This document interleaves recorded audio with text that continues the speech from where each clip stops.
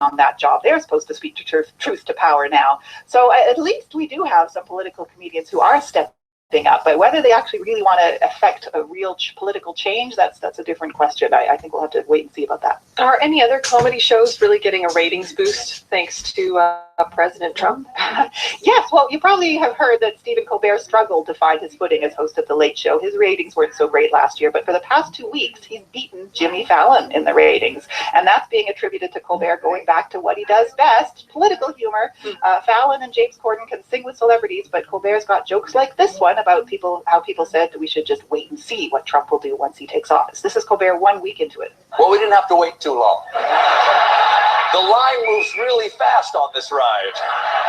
Every day you just get right back on the roller coaster and start throwing up.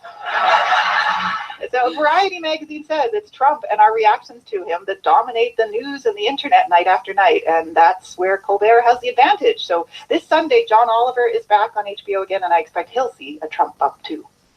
So much. Thanks for having me, Robin. That was Kim Linikin, our pop culture columnist. Residents of a neighborhood in Lake Cowichan are happy to finally have their power back after this week's storm. Apparently, a transformer on Greendale Road had thrown a breaker.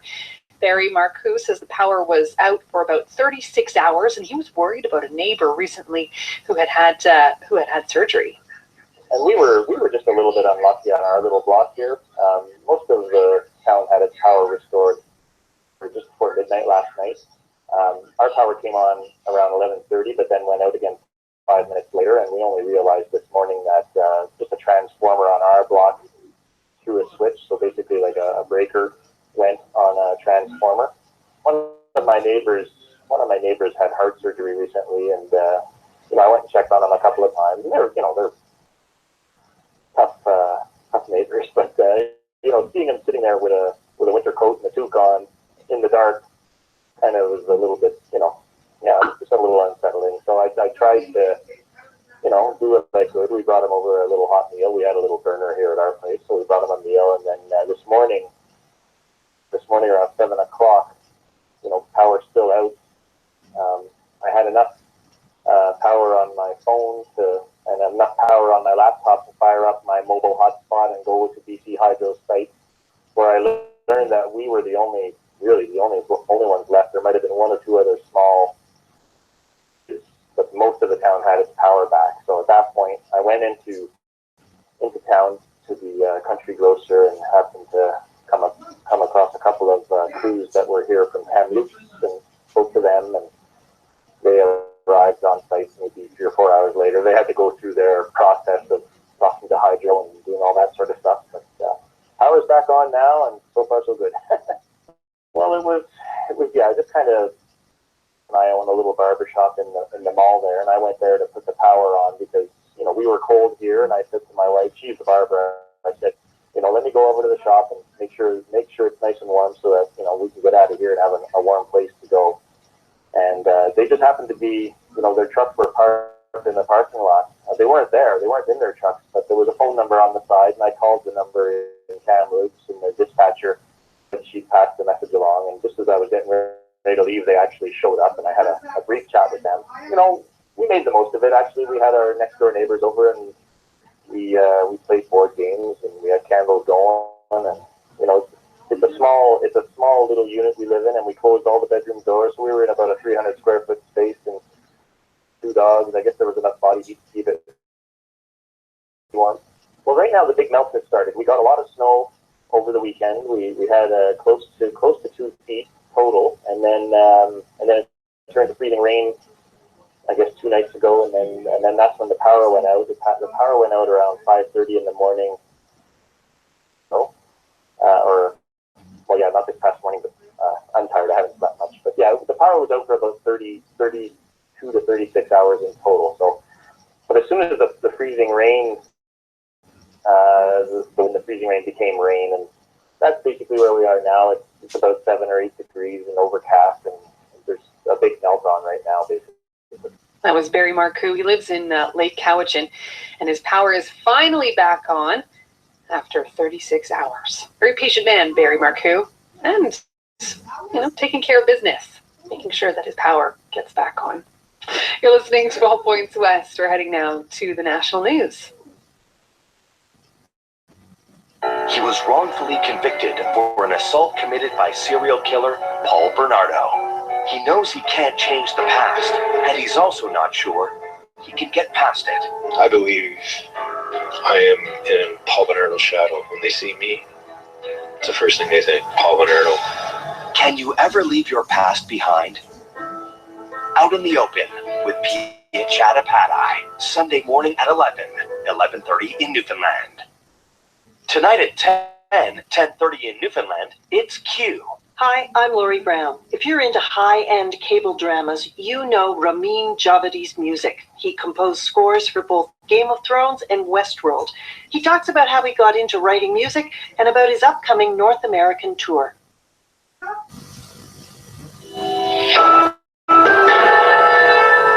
This is CBC News.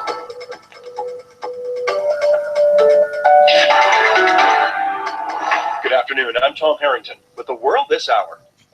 Donald Trump's travel ban may have received a new jolt of legal momentum. The White House said it's not ruling out taking their case to the Supreme Court. A U.S. federal appeals court asked the Justice Department and the state of Washington to submit briefs on whether a larger panel of judges should decide if the ban remains suspended. Washington, along with Minnesota, won a unanimous court victory upholding the ban last night. Today, the president suggested he'd unveil new security measures next week. Lindsay Duncombe has more on Trump's tactical options. It's no secret Donald Trump likes to win, so this latest legal loss has to hurt. The first question at Trump's news conference with the Japanese Prime Minister was about the travel ban. We are going to do whatever is necessary to keep our country safe. Last night, Trump tweeted he would see the states in court, all caps, to which Washington State Attorney General Bob Ferguson responded, "We have seen the president in court, as you know, and as you mentioned, we are 2 for 2. And so the next step is really in the federal government's up to them." Here are the Justice Department's legal options. Appeal to the Ninth Circuit, which is seen as liberal-leaning, or appeal to the Supreme Court, which is down a justice, would likely end up in a tie, keeping things status quo.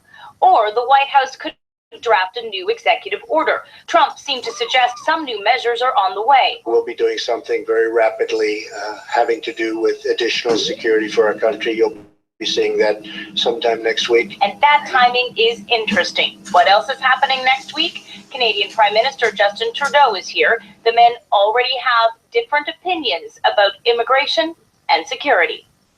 CBC News, Washington. As we've been reporting for some time now, more than 400 people have crossed the Canada-US border in Manitoba in the last year.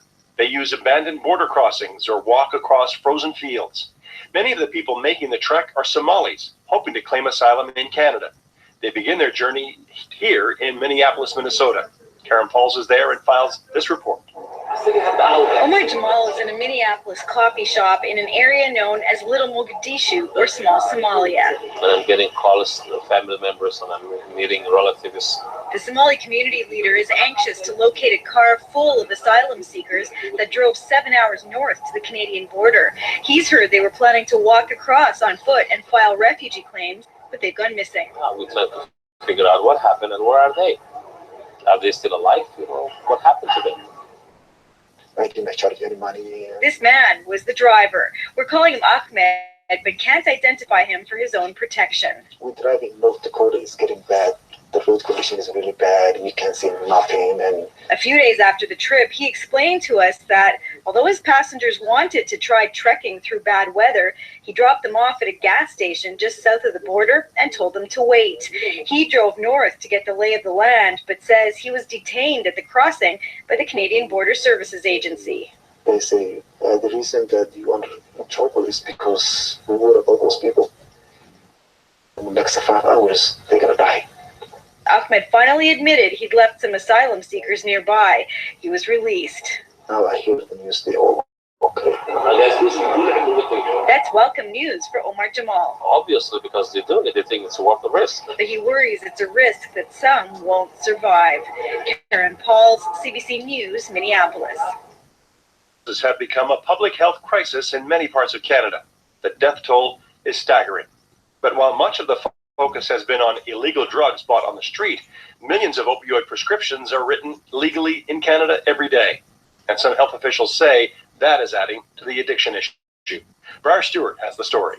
Leslie McBain's son, Jordan Miller, became addicted to opioids after suffering a back injury in British Columbia. When his first prescription was tapered down, he went out to get another one from a different doctor. He was able to cobble together enough opioids by doctor shopping. Unfortunately, the combination of the drugs that he had was lethal. In 2014, he died from the drugs that are both highly addictive and widely used. North America consumes 80% of the world's prescription opioids. Jason Busa is an associate professor of anesthesia at McMaster University, and he's steering the development of new national opioid guidelines. He believes physicians should prescribe lower doses, and that's not all that needs to change. We do need a better way to track information around prescribing. Last year in Alberta, 343 people died of fentanyl-related overdoses. Nearly 40% of them had received opioid prescriptions from 3 or more doctors in the year before their death. Doctors in the province can check up on prescriptions that patients are getting. While many do, officials say the computer network can be difficult for some to access. It's a similar situation in BC. Rules require doctors to log on to a program, but it isn't always available.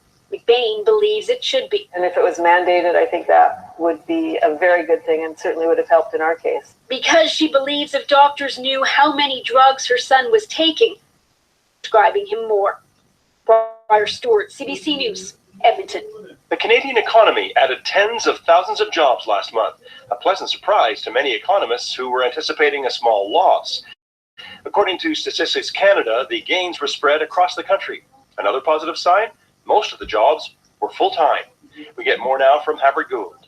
In an old building in Toronto that was once a chewing gum factory, a team is busy designing and building software. Half a dozen years ago, Wave was a tiny startup with big ideas about new ways to provide services for small businesses.